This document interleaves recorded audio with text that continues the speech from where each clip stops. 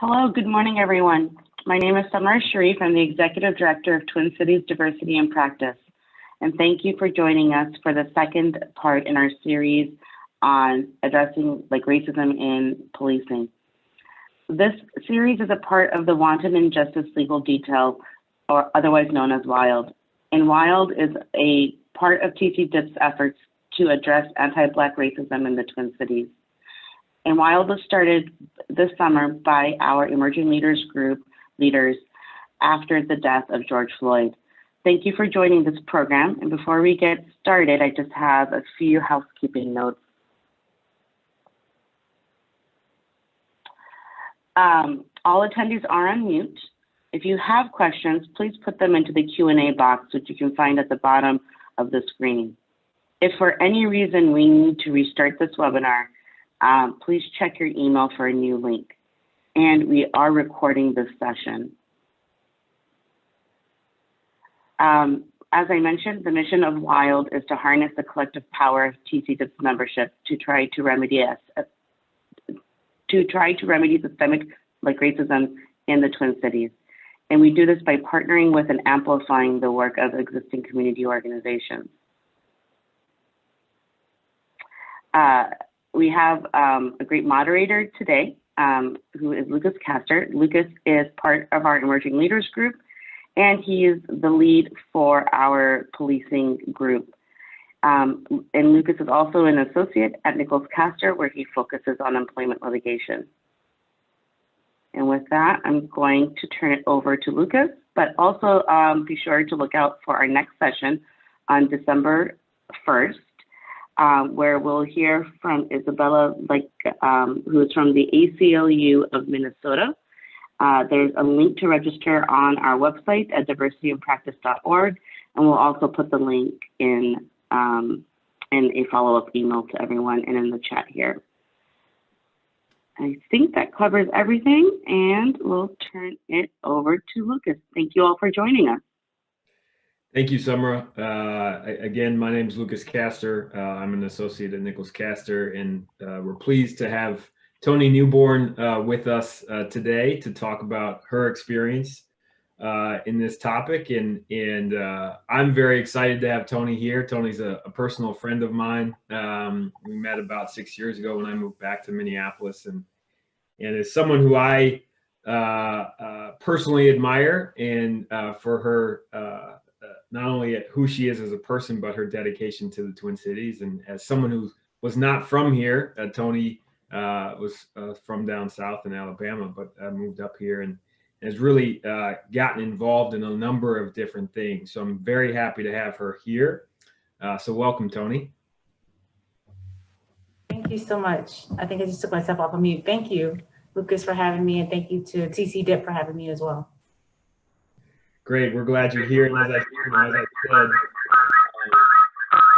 echo a little bit, but there we go. I just wanted to give people a little bit of a rundown as to why I'm excited to have Toni here and the things that she's been involved in, and then let her talk a little bit about her experiences. But Toni has been, as I said, a personal friend to me. And someone who I admire because she's constantly involved in all these different things. And she's, worked in the Civil Rights Division in Minneapolis for a number of years. She's an adjunct professor at St. Thomas with me, actually. She's one of the ones who got me involved in that. And she's on the board of the downtown YWCA, and she's also worked in Minneapolis and now is part of Mayor Carter's team in St. Paul.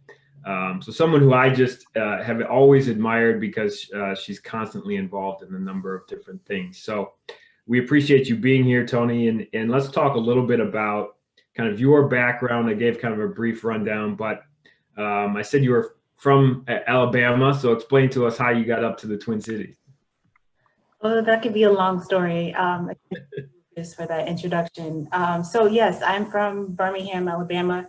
My cell phone is still a Alabama area code, and I'm not changing it.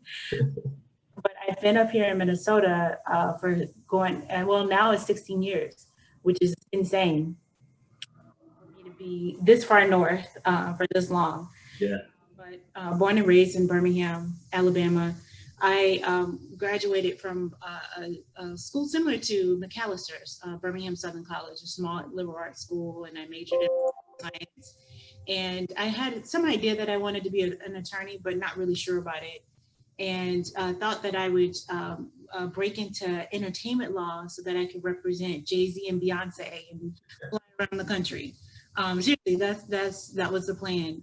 So I was applying to all of these different colleges across the country. I really wanted to be in DC, so that was kind of odd because DC is not necessarily an entertainment hub, but it was going to put me in kind of this government structure and environment, but bigger than Birmingham and bigger than the state of Alabama and the surrounding areas. So I was applying to DC schools. I thought for sure I was going to be in Washington, DC, and I didn't get in, and started applying to various schools across the country.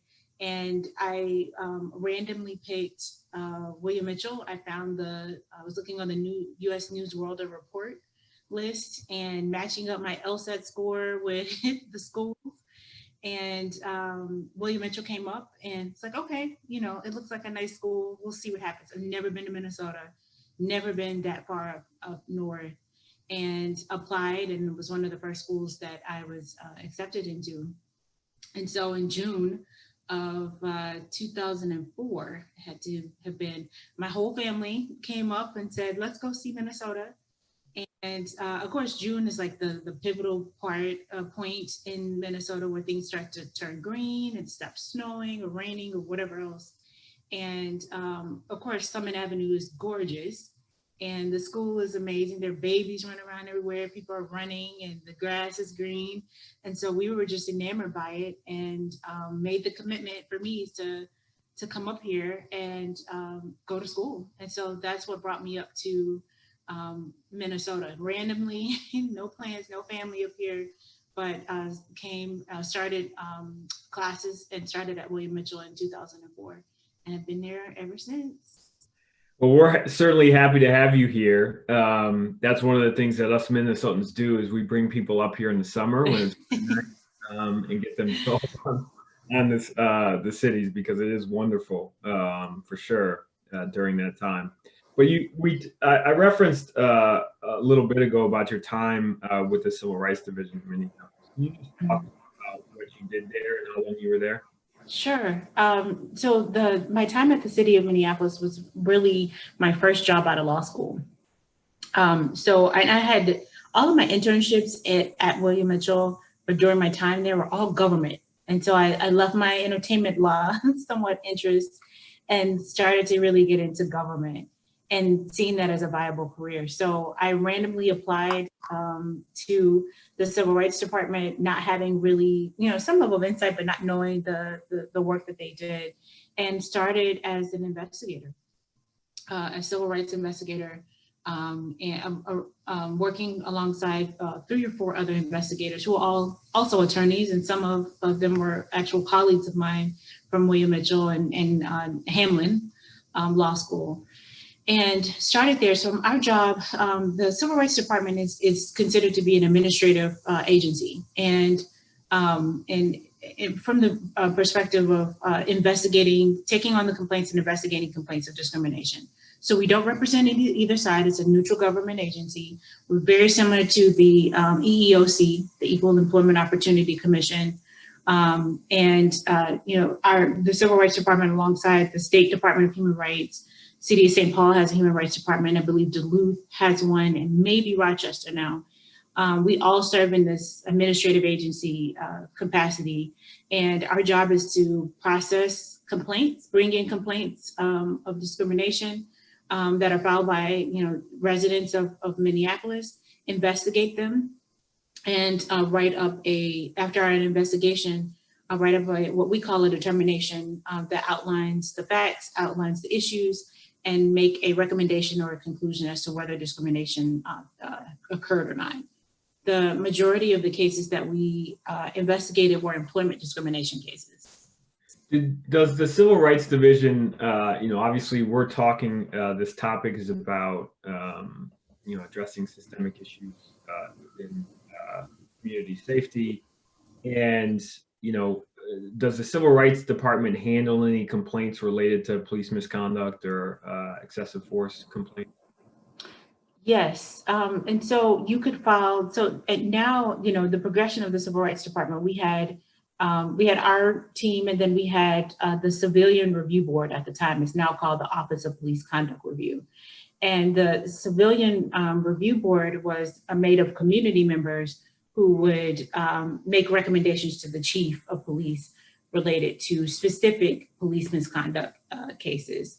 The division that I was in within the Civil Rights Department in Minneapolis, we would investigate similar complaints based off of police excessive force, police misconduct, but it was all tied to a protected class. So the complainant would come in and say, I've been discriminated against and subjected to excessive force by the Minneapolis Police Department due to my race, due to my gender, my sexual orientation, et cetera. So sometimes there would be dual complaints happening at the same time. One focused just on the officer and their misconduct and behavior. That was what the Civilian Police Review Board did. And then we were investigating the actual civil rights complaint based off of that protected class. Interesting. And now I understand you have, at least from an employment standpoint, moved across the river. So can you explain what your role is now in Mayor Carter's administration? Sure, that was a big deal to move across the river. I was at the Civil Rights Department for almost 8 years, and I grew up there as an attorney and as a professional. But I was ready to do something different, and actually, that's how you and I met, because I was in that transition, where I think we were both kind of looking for opportunities, but in different spaces. And I started to network a bit and decided to switch things up. A lot of the work that I had done was employment law and employment discrimination. And so I thought, why don't I get my hands dirty, so to speak, and into HR, human resources. And I started with the city of St. Paul in 2015 and working in core HR, which was very much a different change. I, other than the investigations, had no real background in human resources, but I learned, and I was working in that department for 2.5 years as the diversity and consulting services manager. And what that means is I was managing the consultants or the generalists and the hiring process. And the diversity piece came in because we were focused on diversity recruitment and ensuring that we were actively working to diversify our workforce. So I did that for 2.5 years, and then I didn't really like it, to be honest. It wasn't my jam. I actually missed being around attorneys and having more of a sort of that legal mindset. And as I was getting ready to leave and look for other opportunities, Mayor Carter was elected in 2017. And I randomly got a call from a mentor of mine who's also an attorney called me and said, Mayor Carter's gonna call you, answer your phone and say yes. Like, what? That's good advice. Yeah. He didn't tell me anything else, but he just told me to say yes. And what I was saying supposed to say yes to is to serve on his transition team as he was coming into the administration. And typically a transition team helps him literally transition. So hire his staff and set up the office, all of that stuff. And so I was assigned to run the hiring process for his cabinet, the directors of the city. And so I needed that HR experience to get to where I'm at now. But so I did that along with my staff in HR, and we were able to diversify the cabinet, so the directors at the top level, and diversify those positions with women and women of color and people of color. And then the mayor asked if I wanted to serve as was I interested in serving as the chief equity officer. And so I was appointed to that, the first chief equity officer for the city of St. Paul, appointed to that position in 2018, and have been in that position since then, and now added another title of now going back into HR. So now serving as the human resources director, which I didn't think I would be back in HR, but here I am, the HR director and the chief equity officer. Sure. And so, for those of us who aren't necessarily familiar with what that role would entail, can you just kind of briefly tell us, in terms of being the Chief Equity Officer in St. Paul, what your job is and how that might interact with police reform or, issues related to police reform? Sure. So, generally the chief equity officer, typically if we're talking about corporations or firms, you have your chief diversity officer or vice president of diversity and inclusion. It's very similar to that. Government was slow to join in on having those type of positions. And, the James Burroughs was the first chief inclusion officer for the state of Minnesota, and probably one of the first across the country in government. City of St. Paul, I was the first. And the role entails leading and directing, influencing the diversity, equity, and inclusion efforts across the city and across the enterprise. Okay, so what does that mean? So when we were talking about diversity, diversifying our workforce, ensuring that we have, a team that represents the people that we serve, whether it's racial diversity, gender diversity, et cetera. The equity piece is, we define equity as a lens in which we view all of our work, in which we want our community members, we want our staff to have ownership in the city and ownership in the work. And so meeting people where they're at. I work with our 14 operating departments on developing a work plan. We have strategic objectives, and the overall goal is to ensure that our policies, practices, and procedures are viewed through that equity lens. And again, that we're creating a St. Paul that works for all of us and meeting people where they're at. I do work, so each of our 14 operating departments, that includes the Minneapolis Police Department.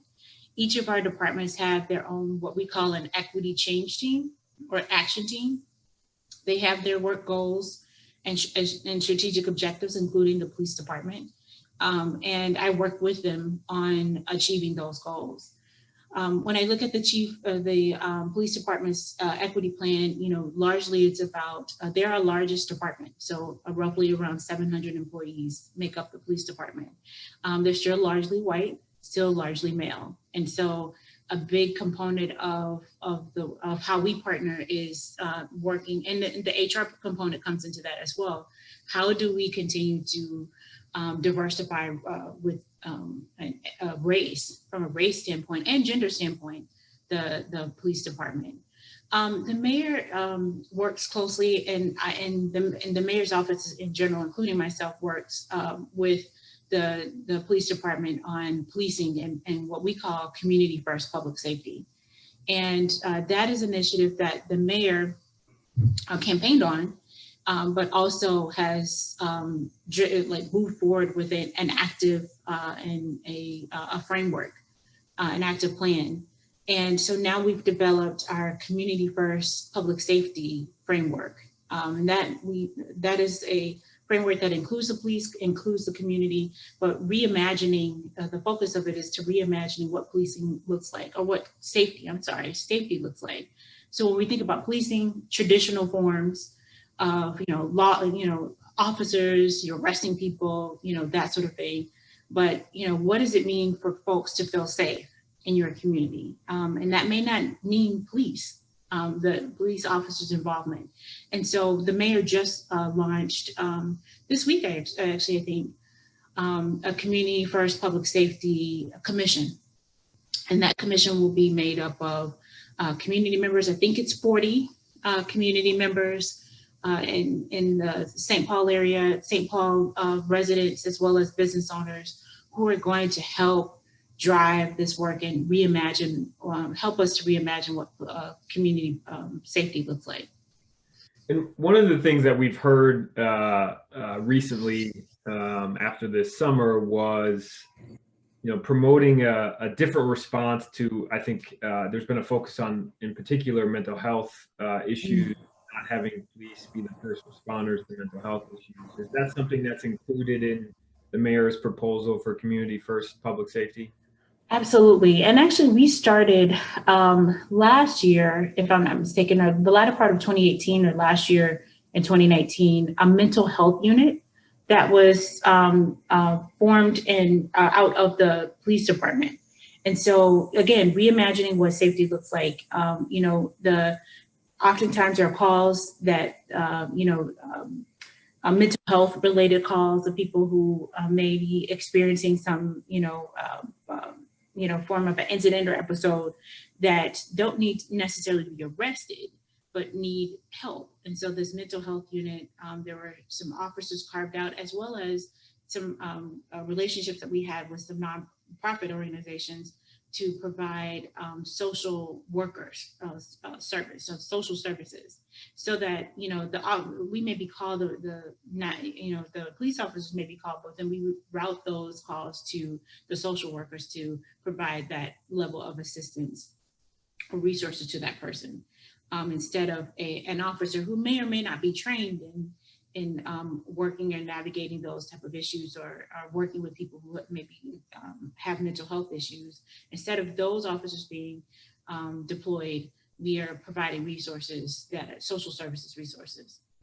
And one of the things, as you were talking and as we were preparing in leading up to this talk, we talked about was, you had referenced that Mayor Carter has put money behind this proposal for community first public safety. And, we've heard a lot of talk about, defunding the police and things like that this summer. Does this idea of community first public safety, does that mean basically taking money away from the police department, or does it mean reallocating different money to other resources to kind of help from a community standpoint, but not taking money away from the police department necessarily? Well, I think it's the reallocation of funds is from a holistic standpoint. So, if we need, our model right now is based off of the population, that the residents that are in the city of St. Paul, and the need for a certain number of officers, right? But if the calls that we're receiving are for mental health, or for what we would define as it's not resulting in a crime or an arrest, then the consideration is to reallocate those funds towards this community first public safety effort.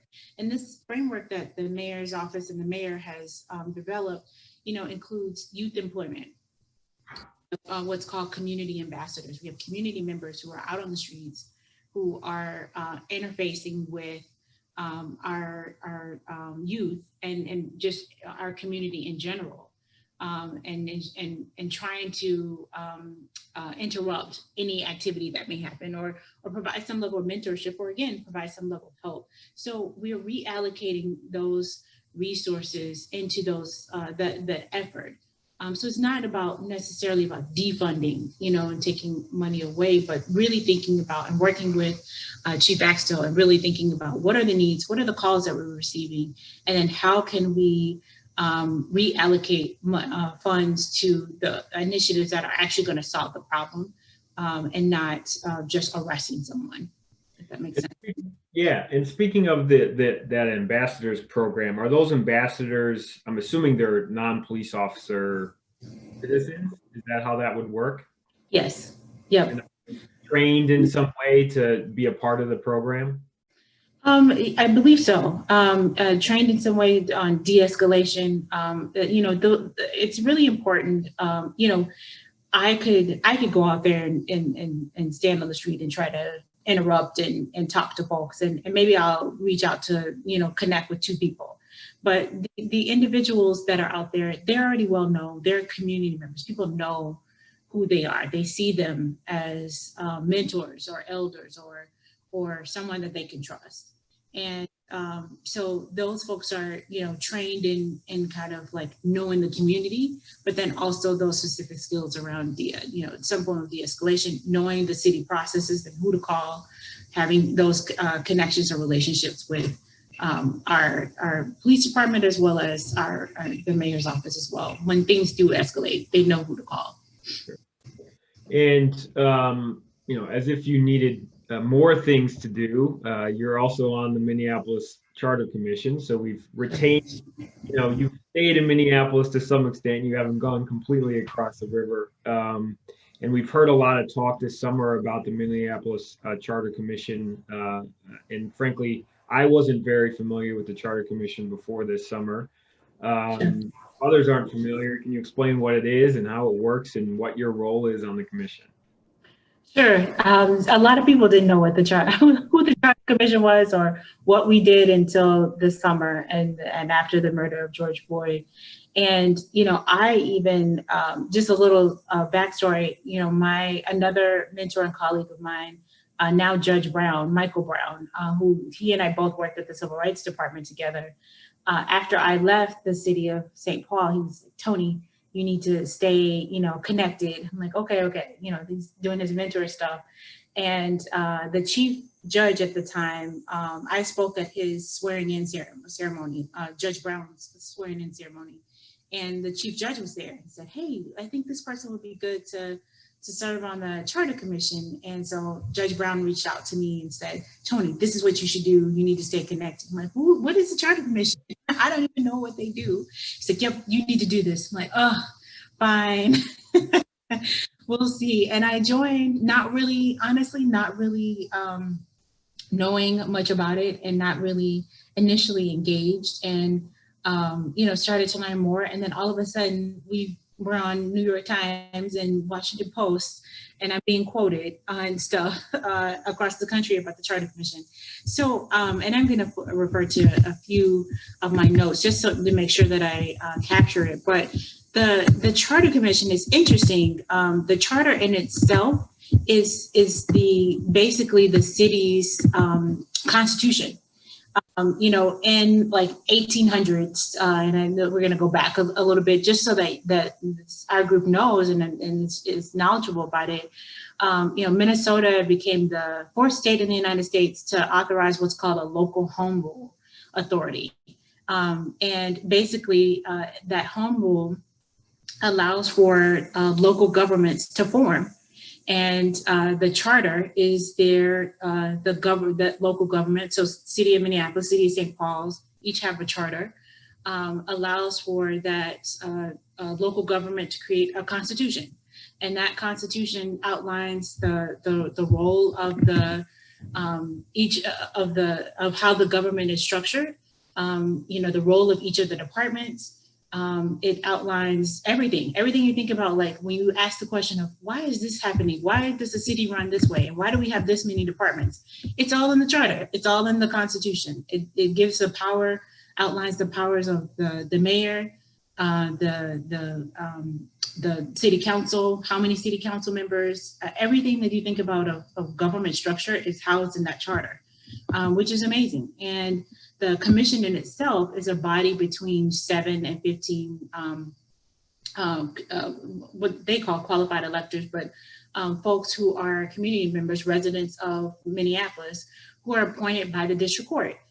And acting through the chief judge then is tasked with the responsibility of appointing these community members or electors to the charter. So right now we have about either 14 or 15 charter commissions. So we're charter commissioners. So we're right at that line.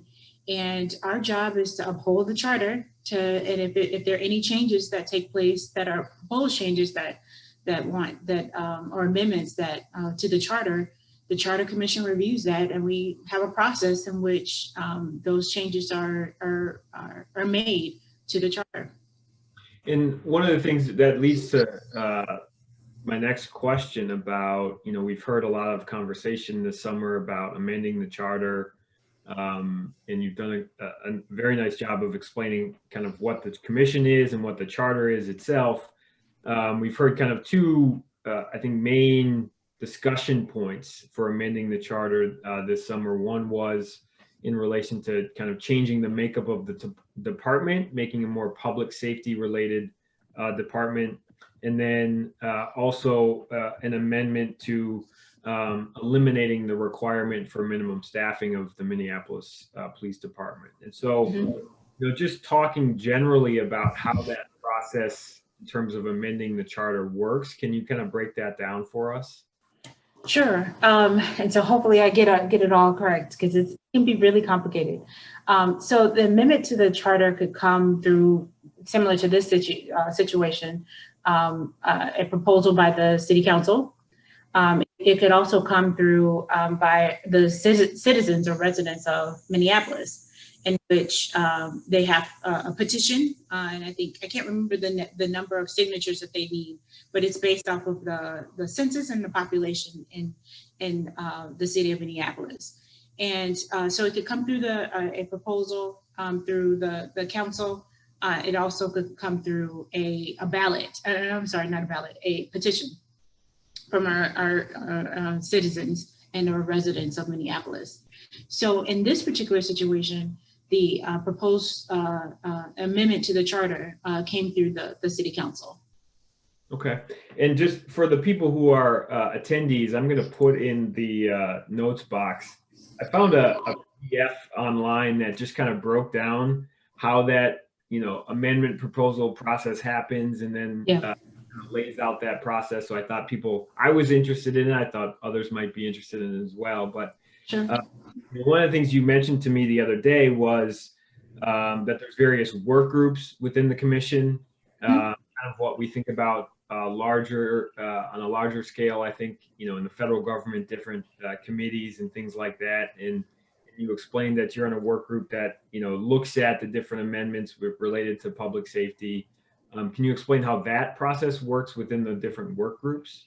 Sure. So the charter allows, and part of our sort of standard operating procedures, when an issue or a proposal comes to the Charter Commission, we can form a work group. And so, for instance, we have redistricting. Redistricting is coming up since the census. And once those the census numbers are certified, and I'll use that word very loosely, by the feds, we will then, the Charter Commission will start looking at the redistricting, the city, and there's a work group on that. We also, as a product, as an outcome of the City Council's proposed amendment, formed a public safety work group. And so that work group, that's where the work really gets done, right? Reviewing all of the documents, just like with any subcommittee or subgroup, very similar to that.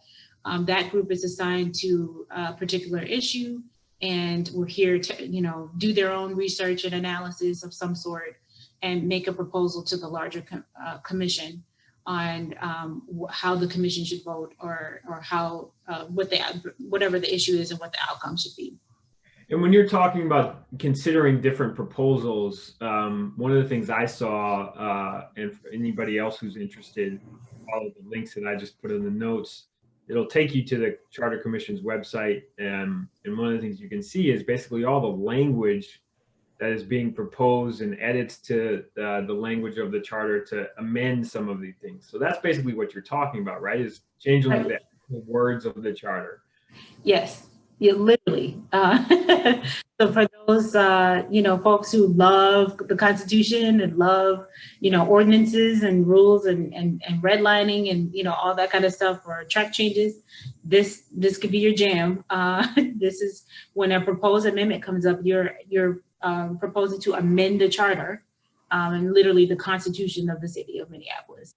And are the commission meetings and the work group meetings, are both of those public? Yes, and so I forget the number of boards and commissions that the city of Minneapolis does have, but it's a lot, more than 20, and all of those are public meetings. And so the open meetings law comes into effect, in which we have to notify the public of when we meet, and they are, now that we're all virtual, and remote, everything is virtual, and so you can just click on a link and join our meeting. Pre-COVID, you could attend the meeting as well. And I believe most of our meetings were recorded anyway, and would be posted on the city's website. Okay. We have a question actually from Dion, who's a friend of both of ours. And she asks, essentially, is there an opportunity for people who don't have a law degree or a JD to be involved in these commissions and the work groups? Absolutely. And I didn't pay Dion to ask that question, so she did that on her own. Thanks, Dion, for the question. Yeah, absolutely. So the commission, I don't know how many of us are attorneys, maybe 4 or 5. It could be more, but I know it's not a majority, and not all of us are attorneys. It helps. The chair is an attorney, but it does help, especially when you're getting into kind of constitutional ordinances, procedural type things, to have that level of background. A lot of the folks on the commission are former city council members, former city managers, former government folks. And then including myself, I worked for the city of Minneapolis. So no, you don't need a law degree. You don't need, the lay people can join and the commission. Yeah. So in terms of where, for your work group, talking about the public safety work group, are there certain amendments that you're considering at this time and working through that people might be interested in with respect to police reform and that type of thing? Sure. The one, so we're still working through the city council amendment. So, when they unanimously voted to present this proposal to the Charter Commission, the Charter Commission then held a series of public hearings. And we were faced with multiple options, actually, and not just, yay or nay. The Charter Commission either could have supported the proposed amendment, and then that would have meant that it would have gone onto the November ballot. We could have rejected the amendment, which would have meant it would have been sent back to the council, city council, and then there's a whole process of which they could have still put that on the November ballot. Or we could have come up with a substitute amendment, which is what we did. Then the fourth option is to delay the vote on the proposed amendment so that we can review and study. And that is what the Charter Commission did. So from August up until now, the Public Safety Work Group, which I am co-chairing, has been reviewing and studying the proposed amendment, gathering additional research. And our last meeting, we did vote to reject the council's proposed amendment to change the police structure, the police department, and we're going to submit a report at our December meeting. So we're still actually working through that right now as well. Sure. And so, there was a lot of talk about getting that on the ballot, and I think, myself included, a lot of people assumed that once that didn't happen, that the discussion was sort of over, and it doesn't sound like that's actually the case. No, the city council said they were serious about this issue and that they were going to work with the police department and, work with the mayor and find out, continue community engagement so that they could reimagine policing in Minneapolis. And so they have been internally, the administration has been working through, and then of course the Charter Commission had to, finish out our process as well. And was there a reason why the Charter Commission voted against it? And is there a view in terms of what would be the ideal result in terms of police reform in Minneapolis? Well, so it's tricky. A lot of folks talked about the role of the Charter Commission in this work, right? Because we're not elected officials. We're appointed by the chief judge or district court. I think, and it wasn't a unanimous vote, and I did not vote to delay the vote on this. I proposed and was in support of just rejecting the proposal. I think overall the Charter Commission wanted to study and review this issue and didn't feel that it was enough, that the residents of Minneapolis had enough time to understand what was being presented on the ballot and all of the implications behind that. So the majority of the commission voted to study it. Sure. And when you reference studying it, what does that entail? And does that entail, comment from the public at any point? No additional comment from the public. We did a lot of public hearings leading up to the official vote over the summer. What we did do is gather additional documents. The city of Minneapolis is doing a lot of, there's an audit or study that's currently happening. What's been made public is that there's the Human Rights Department, the state Human Rights Department is conducting an investigation right now, so that's happening. But for the commission, what we did was we interviewed several city staff, including the police department, including the public health violence prevention department. We interviewed the civil rights department as well, to just gather insight and information about how, what their thoughts are on reimagining policing and how they interact or work with the police department, and what their thoughts were on the amendment as well. And one of the things that I thought, and just before I go there, if anybody else has additional questions, just feel free to type them in the chat box. I'll try to interject those as we're having a discussion. We may also have a few minutes at the end for questions as well. But one of the things that I was interested in as we were talking in preparation for today was, obviously you have experience in both of the Twin Cities at a high level, and have a very good understanding of how the cities work. But you were explaining to me the differences between the two cities and how the different structures and government setup impacts how quickly change can happen, especially with respect to police reform and that type of thing. Can you explain that for us? Sure. So, you and I talked about my dual identities, right? And if you add Alabama, kind of the primary identity of being Southern.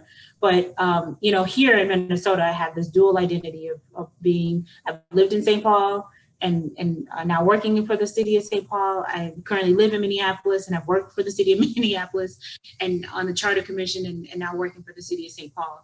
So I've been able to see the different governing structures. The city of St. Paul, which I prefer it. The city of St. Paul has a strong mayor and what's been called a weak council. And I don't say that from the council is weak, and ineffective, just meaning the distribution of power and how the charter is outlined and for the city of St. Paul allows for the mayor to, from that sort of executive branch, we're going back to our civics class and history, has broad powers and presides over the city departments, and can make executive final decisions on how those departments are run. And I'm generalizing a lot of things. The council, as part of our legislative branch, they approve the budget amongst a host of other things that happen in the city. So there's 7 council members in St. Paul. And then we have a mayor and a deputy mayor. For the city of Minneapolis, we have a mayor, we have a city coordinator, which is kind of like a city manager. And Minneapolis has it's a unique process. But the charter outlines a city coordinator. We have the mayor, we have 13 council members, so representing 13 different boards. And then again, a council, mayor, and then the city coordinator. So how Minneapolis describes it is it's a distributed power. The kind of easy way to say it is that they have a weak mayor system and a strong council, and one likes to say that either. But so there's some drastic differences in how things get approved. And having worked for Minneapolis, the mayor the mayor's sort of direct reports is for sure the police chief and the civil rights department director.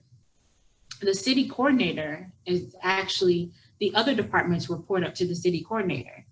So that's interesting. And then you have the council who has the way their structure works is they have committees that each of the department directors report up to. So it's this distributed power, and some of the defined branches, so to speak, of government bleed into each other a bit. So, it makes things, just from my assessment, right? So there's not a legal analysis, Tony's opinion, and this, but my assessment is that it takes a little bit longer to get things through and approved through the system and process that's in place with Minneapolis. Whereas, for the city of St. Paul, I would argue that it's more efficient. You understand who your boss is and who you're reporting up to, and there's a relationship with the council that allows for that efficiency to happen. And one of the things that we heard, this summer was, and I think you alluded to this fact, that Mayor Fry in Minneapolis is the oversee or the kind of supervisor per se of the Minneapolis Police Department. But you're also saying that it takes longer to do things in Minneapolis. Is there, does Mayor Fry not have the ability to sort of freely alter those things, even though he is the supervisor of, the ultimate decision maker in MPD? I think it's hard for me to say that. I wouldn't say that. I just think that because of, you have the council's role and you have the mayor's role, and sometimes those perspectives and insight and kind of direction can be different. And so having to navigate that, it's helpful to have a good relationship with the council, between the mayor and the council. But if you don't, then things get tricky and can get sticky. So I think that's kind of where some of the friction comes into place. The mayor gets to appoint the chief. The mayor gets to give direction to the chief on, what to do and what to do, how to advise on how to run the department, that sort of thing. The council doesn't have that sort of power, but there's some level of influence that the council does have. And again, if those perspectives or directions are at odds, it can be difficult to move things through the system. And, with respect to St. Paul, could it be that, obviously Mayor Carter, I assume you like working with him since you're in his administration, he asked you to work there, but is there a concern that, for example, if the executive, the mayor in St. Paul has more authority, if there's somebody in that position who may not, you may not agree with their views or their perspective on things, is that a concern that they could sort of freely change things a different way because they have a more centralized power system in St. Paul? Sure. I mean, it goes both ways, right? I happen to like our mayor, right? And I like working for him. And I think that he sees his role as mayor, not as the dictator sitting on the throne, but approaches this work through a collaborative lens.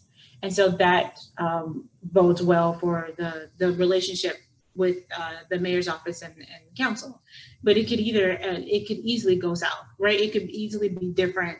And it has, it has been where there's been friction and tension. And so it goes both ways. And going back to your the role on the Charter Commission and in terms of the public safety work group, I think we were talking about some of the amendments and that your work group are considering. And I think those were around kind of the structure of the department, whether you, that public safety idea, having two arms within the department.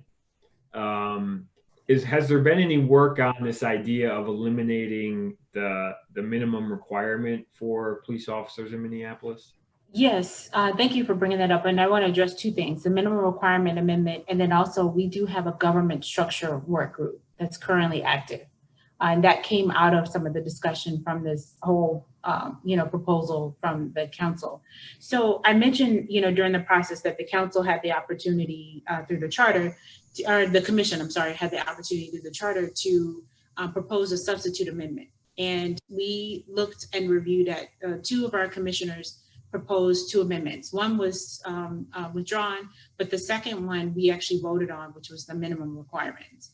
Outlined in the charter is a requirement, which is somewhat unique to to Minneapolis, in which requires the police department, and it's based off of the population, to have a minimum number of police officers. So what does that do? You know, that affects the budget, right? So if you're saying that based off of your population, you have to have 800 officers, then that basically signs and seals the minimum budget requirement for the police department. The city of St. Paul doesn't have the same requirement, and quite a few other jurisdictions also do not have that. And so Minneapolis is somewhat unique in that situation. And so one of our charter commissioners submitted a proposed substitute amendment to remove that minimum requirement as again, a substitute to the council's proposal, which was to change the whole police department and its structure. Okay. And you referenced kind of how that amendment process works. And one question that came to my mind was, you know, as the commission, you referenced, you know, a substitute amendment. Can the commission come up with you know, a new subject area all on its own, or are they required to get something from the council or something from citizens to change the charter? That is a good question. I believe so. Yes. I believe so. You know that, but it's a separate process that I'm not as knowledgeable. I'll be honest, not as knowledgeable about. But the Charter Commission can, to my knowledge, bring forth its own proposed amendment as well. Okay. And we have a question from one of the attendees about how the mayor oversees the police department. And the question is essentially, you know, how can a mayor who holds the power over the police department as the ultimate decision maker, how can they enforce that the department actually follows certain protocols? What enforcement measures do they have? And the attendee references a mayor in Atlanta who was talking about distributing work within the city to 25% of, you know, minority firms. How does the mayor actually go about enforcing some of those protocols, if you know? I can't speak specifically to that. I would. The only thing that I could say is that, you know, the mayor is like any CEO, right? As any executive, and presiding over an organization or a particular department or division, or any manager, so to speak. So those type of, from a management standpoint, a supervisory standpoint, would work with the chief of police in making those changes. You know, when you talk about, you know, and people like to get into, can you just fire a person? Well, yes, and you know, right, to a certain extent, yes. If they are not following your protocols, can you just get rid of the person, unappoint them in this particular situation? Yes. But you know, the structure that's in place is for the mayor and the police chief and any of his direct reports to work together to ensure that those policies, practices, and procedures, or the mayor's vision is followed through. And so I know I can't speak specifically to how Mayor Frye and the chief of police work in that standpoint, but I equate it to in any sort of manager direct report situation of how those things are happen and how the goals are set forth and achieved through Sure. work. And as we're getting close to our time here, but I have kind of one final question for you. As someone who's obviously deeply involved both in both cities in different ways, you know, where do you see in the Twin Cities, where do you see this discussion about police reform and community policing or public safety? Where do you see that going here in the coming weeks and months?